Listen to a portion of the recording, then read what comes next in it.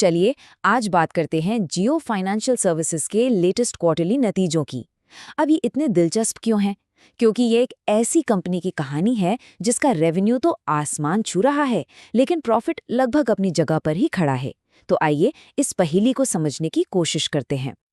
तो देखिए, यहाँ पे दो बिल्कुल अलग अलग कहानियां चल रही हैं। एक तरफ कंपनी का रेवेन्यू 41% बढ़ा है, जो कि जबरदस्त है, लेकिन दूसरी तरफ प्रॉफिट वो सिर्फ 0.9% बढ़ा है। ये गैप हमें सोचने पर मजबूर करता है कि आखिर चल क्या रहा है। तो ये सिर्फ एक नंबर नहीं है ना? ये असल में एक इशारा है। ये बताता है कि जियो फाइनेंशियल का फोकस अभी प्रॉफिट से ज्यादा कहीं और है। और आज हम इसी स्ट्रैटेजी को परत दर परत समझने वाले हैं। चलिए सबसे पहले उन हेडलाइन नंबर्स पर एक नजर डालते हैं जो इस क्वार्टर की कहानी बयां करते हैं। तो कंपनी ने रेवेन्यू बनाया 981 करोड़ का, और इसकी सबसे बड़ी वजह थी इंटरेस्ट इनकम, जो कि 91% बढ़ गई। और ये जो 41% की ग्रोथ है ना, ये बहुत इम्प्रेसिव है।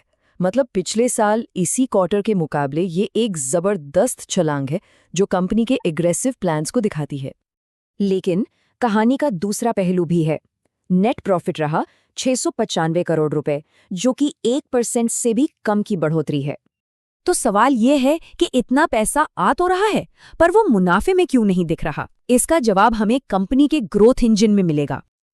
देखिए, जियो का पूरा बिजनेस 4 पिलर्स पर खड़ा है: लेंडिंग, इन्वेस्टमेंट, पेमेंट्स और इंश्योरेंस।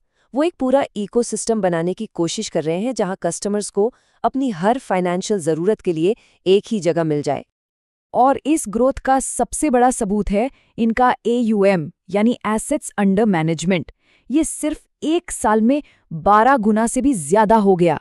कमाल का नंबर है ये। तो ये ग्रोथ आ कहाँ से रही है? 3 मेन जगहें हैं। कंपनी बहुत बड़े स्केल पर लोन दे रही है, डिजिटल पेमेंट्स की दुनिया में बहुत तेजी से आगे बढ़ रही है, और हर क्वार्टर में लाखों नई इंश्योरेंस पॉलिसीज बेच रही है। ये सब मिलकर ग्रोथ की एक मजबूत लहर बना रहे हैं।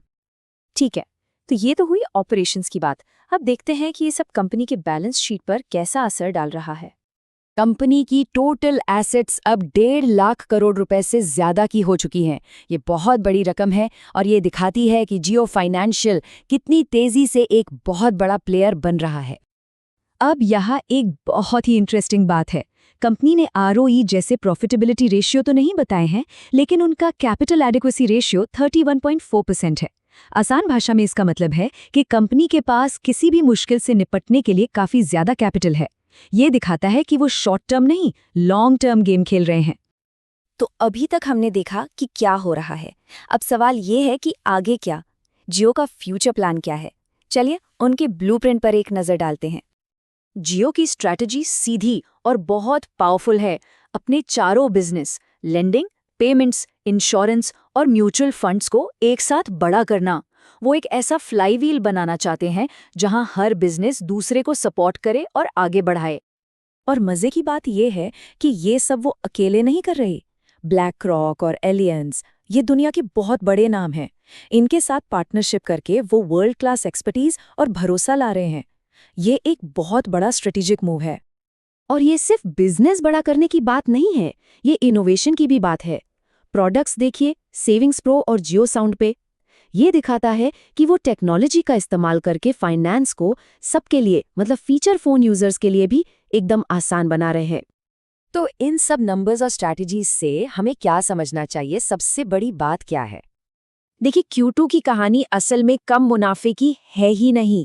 ये कहानी है एक बहुत सोची समझी हाई स्पीड इन्वेस्टमेंट की, जहां कंपनी अभी सिर्फ और सिर्फ ग्रोथ पर, मार्केट पर कब्जा करने पर फोकस कर रही है।